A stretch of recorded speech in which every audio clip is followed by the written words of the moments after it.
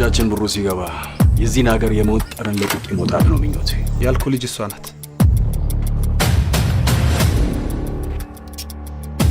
መግባት እንጂ መውጣት አይቻልም።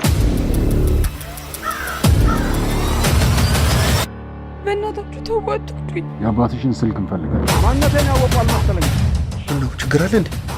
አባቷ ለመክፈል ፈቃደኛ አይደለም። ይህንን ነገር እንወጣዋለን። ልክ ያልሆነ ነገርም አለ። እኔ ምንም የማውቀው ነገር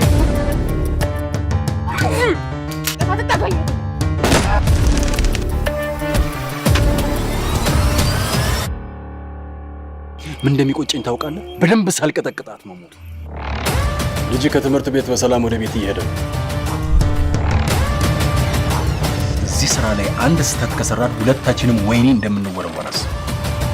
እንኳን ደስ አላሽ። ገንዘቡ እጃችን ገብቷል። የምንጠብቀው ጊዜ ደርሷል።